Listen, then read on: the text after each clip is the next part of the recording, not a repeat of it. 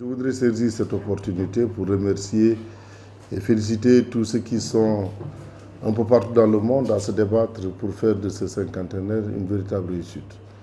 Alors, je voudrais aussi féliciter le président du comité d'organisation de ce cinquantenaire, Malamine Tamba, et tous les membres du bureau qui composent cette structure, que le comité directeur a bien voulu confier la tâche d'organiser ce cinquantenaire.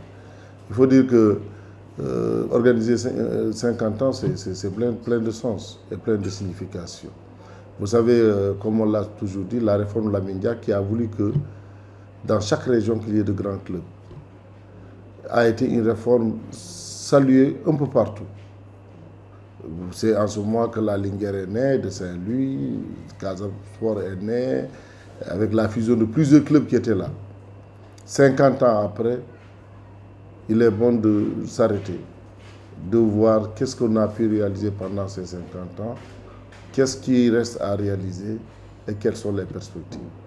Donc moi, je pense que ces 50 ans doivent être marqués et véritablement marqués. Parce que beaucoup de chemins parcourus, beaucoup d'ambitions atteintes ou pas atteintes, mais aussi beaucoup de solidarité. Il y a une métamorphose profonde au niveau sportif qui fait qu'aujourd'hui, toutes les équipes sont obligées de basculer au risque de disparaître. Alors, je voudrais faire allusion à la création des académies. Un club traditionnel peut créer une académie. Et l'avantage de cette académie, c'est qu'on allie la qualité, on allie l'endurance, on allie aussi la perspective d'avoir de grands joueurs professionnels. Ils peuvent réussir au plan football, comme ils peuvent réussir sur d'autres plans, comme scolaire. Parce que l'académie va servir à ça, recruter les plus petits, les encadrer au plan scolaire, les encadrer au plan football, pour que demain, ceux qui ne réussiront pas au plan football puissent continuer dans la vie active sur d'autres plans. Alors ça, c'est le grand défi. Autrement dit, si on ne règle pas cette question, on risque de disparaître, parce qu'on ne peut pas seulement, à chaque fois que de besoin, de gérer seulement que des compétitions. C'est-à-dire aller jouer le championnat, aller jouer la Coupe du Sénégal, bof, après le championnat, la Coupe du Sénégal, aucune autre activité. Il faut qu'il y ait des activités qui vont être animées au niveau de l'académie, au niveau du centre, pour que le Casa Sport soit cette équipe à l'horizon 2020, à l'horizon 2020-2030, qui va être cette équipe dont notre souhait est le club attrayant et attractif le plus en Afrique de l'Ouest. Et vous avez dit, en l'entame de votre mandat, que vous voulez faire du Casa Sport un club africain. Sur ce plan, est-ce qu'on peut savoir les projets actuels? Alors, le projet actuel qui fait le projet phare, en 2014, quand on venait de prendre le club, on avait une ambition, une vision. La vision, elle était axée sur 3 leviers. Le premier levier, c'est l'autonomie financière, pour qu'on ne dise plus le Casa a tardé à payer ses salaires, le Casa ne peut pas voyager parce qu'ils n'ont pas d'argent, le Casa ne peut pas être hébergé parce qu'il n'y a pas un lieu d'hébergement. Il fallait se battre pour que nous ayons une autonomie véritable au plan financier. Et ça, Dieu merci, on ne va pas dire que nous sommes très riches, mais nous arrivons à prendre en charge toutes ces dépenses inhérentes au fonctionnement d'un club.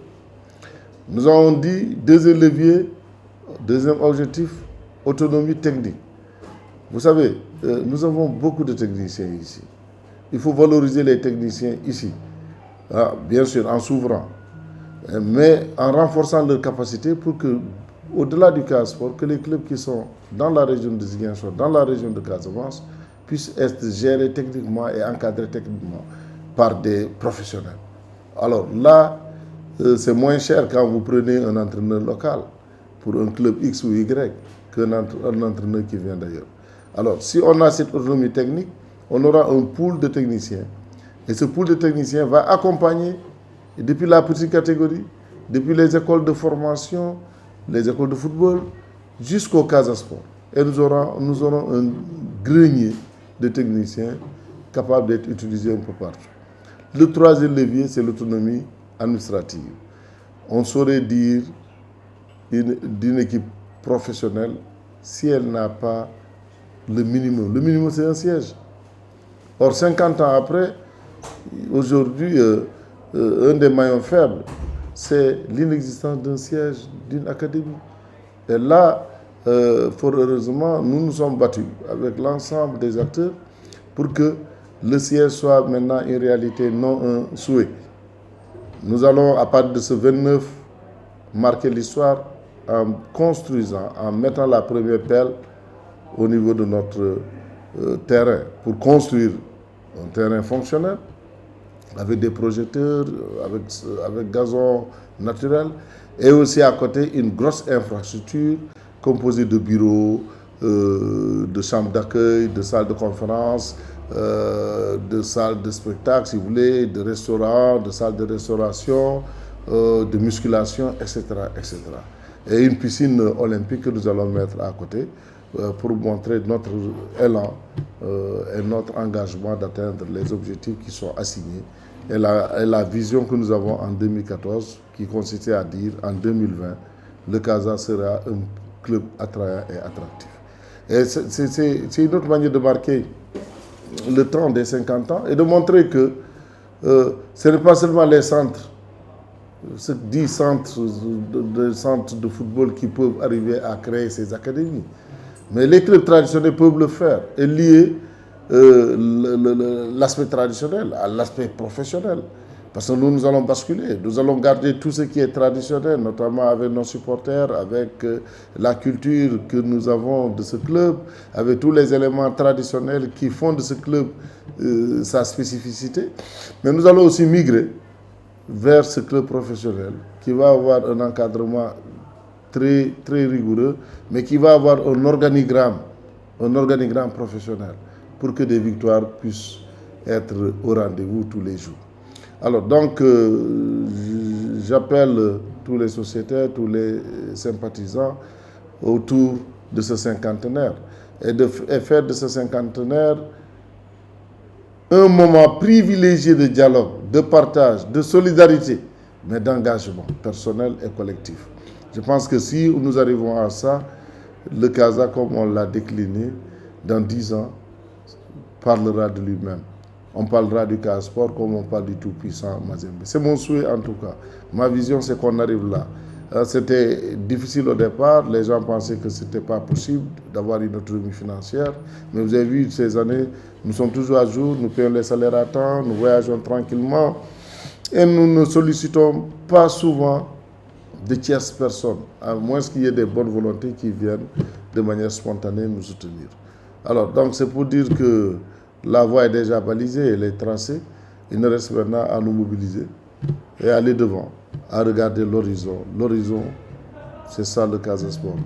L'horizon, c'est la réussite du Casa Sport. L'horizon aussi, c'est la victoire. Et pour que cette victoire soit une véritable victoire, il faut qu'ensemble, la main dans la main, que tout le monde porte la même brique, que tout le monde définisse la même ambition, mais que tout le monde porte le projet Casa Sport. Merci beaucoup, Président. Merci. Madame la ministre, Monsieur le